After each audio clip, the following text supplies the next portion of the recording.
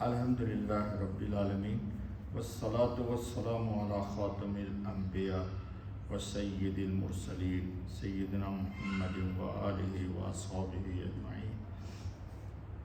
دوستو، آج فرق نمبر 50 یعنی جو اللہ تعالیٰ کی جانب سے بھیجے گئے نبی ہیں، سچے ہیں، اور جھوٹے مدعی نبوت کا فرق چل رہا ہے۔ تو 50 نمبر فرق یہ ہے کہ جتنے انبیاء علیہم الصلاۃ والتسلیم تشریف لائے دنیا میں، ان سب کو اللہ رب العالمین کی شریعت کی خاطر اپنا وطن چھوڑ کر کے جہاں حالات سازگار ہو سکے، اللہ کی شریعت کے نفاذ کے لیے، اس کو نافذ کرنے کے لیے، اس پر عمل کرنے کے لیے وہاں کوچ کر کے گئے۔ اس کو اسلامی شریعت میں ہجرت کہتے ہیں۔ تو گویا کہ زمین اللہ کی ہے، قانون اللہ کا ہے، انبیاء بھی اللہ کے قانون کو زمین پر نافذ کرنے کے لیے آتے ہیں۔ تو جب حالات سازگار نہیں ہوتے تو اس سرزمین کو وہ چھوڑ دیتے ہیں جہاں وہ ہوتے ہیں، اور وہاں چلے جاتے ہیں ہجرت کر کے کہ جہاں اللہ کی طرف سے ان کو اشارہ ملتا ہے، اور جہاں حالات شریعت کے نفاذ کے لیے سازگار اور مناسب ہو۔ یہ بات ہم ہی نہیں کر رہے، بلکہ خود مرزا غلام احمد قادیانی، جس کے ہم رد میں باتیں کر رہے ہیں، جی وہ خود بھی، اس کی ایک کتاب ہے روحانی خزائن، اس کے جلد 21 صفحہ 350 پر وہ لکھتا ہے کہ انبیاء علیہم السلام کی نسبت یہ بھی ایک سنت اللہ ہے، یعنی جس کو اللہ نے نبی بنایا اس کے لیے اللہ کی طرف سے یہ بھی ایک قانون طے شدہ ہے، کیا کہ وہ اپنے ملک سے ہجرت کرتے ہیں، جیسا کہ یہ ذکر صحیح بخاری میں بھی موجود ہے۔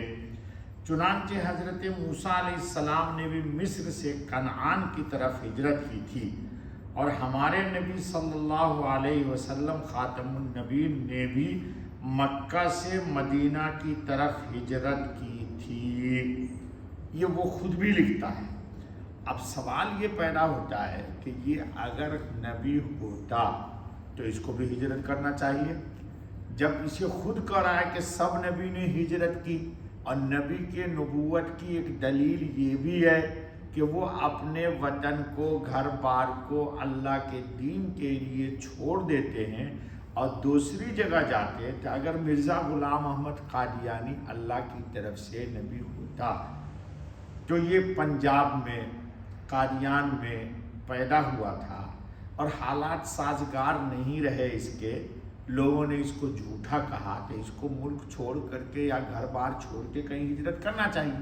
تو جب اس نے ہجرت خود بھی نہیں کیا اور دلیل بھی دے رہا ہے کہ موسیٰ علیہ السلام نے بھی ہجرت کی اور ہمارے نبی صلی اللہ علیہ وسلم نے کی، تو اس کی دلیل سے بھی یہ ثابت ہوتا ہے کہ یہ اپنے دعوی نبوت میں جھوٹا تھا اور جھوٹا ہے۔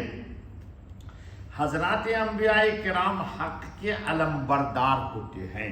انبیاء علیہ السلام حق کو بلند کرنے کے لیے آتے ہیں، حتیٰ کہ اشاعت حق کی خاطر انہیں ہجرت کرنی پڑتی ہے۔ خود نبی پاک محمد رسول اللہ صلی اللہ علیہ وسلم کو اللہ تعالیٰ نے نبوت عطا فرمایا، اور مکہ حرم ہے، لیکن حرم کے اندر اللہ کے دین کی اشاعت پہ نبی پاک صلی اللہ علیہ وسلم کی مشکلات پیش آئی، تو ہمارے نبی نے کہاں سے ہجرت کی؟ مکہ بیت اللہ کو چھوڑا، جی اپنے گھر بار کو چھوڑا، اور بے سر و سامانی کے ساتھ مکے کی सरजमीन को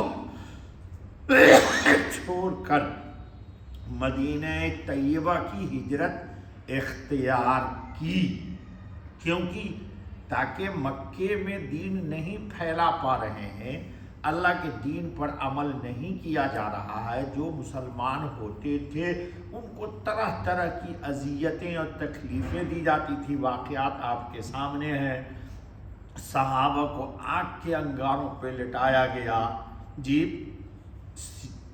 पट लेटा के आग पर, ऊपर से पीठ पर आग डाला गया।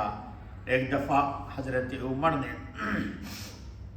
पूछा कि ज़रा अपने इस्लाम की कहानी सुनाओ, तो उन्होंने पीठ खोल के दिखला दिया। पूरी पीठ पे निशान थे, हत्ता कि जिस्म की चर्बी से आग बुझ जाती थी। बताइए कि क्या वक्त होगा। हम लोग तो माशाअल्लाह खा पी रहे हैं, उसके बावजूद भी अल्लाह के दीन की अल्लाह हमें आजमाइश में न डाले। अल्लाह ताला से हम सब आफियत मांगते हैं। इसलिए सारे अंबिया की ये सुन्नत रही है कि उन्होंने हिजरत की है, जबकि मिर्ज़ा कादियानी ने ज़िंदगी भर हिजरत नहीं की। तो मालूम ये हुआ कि मिर्ज़ा ग़ुलाम अहमद कादियानी अपनी ही तहरीर की रोशनी में और अल्लाह की सुन्नत के मुताबिक ये साबित होता है कि ये अपने दावे नबूवत में सच्चा नहीं, झूठे दावेदार है। जहाँ बहुत सारे उसकी दलील है झूठ की, एक ये भी उसकी दलील है कि उसने हिजरत नहीं की। अल्लाह रब्बुल इज़्ज़त हम सब को दीन पर और हज़रत सल्लल्लाहु अलैहि वसल्लम की ख़त्म नबूवत के अक़ीदे पर इस्तिक़ामत अता फरमाए।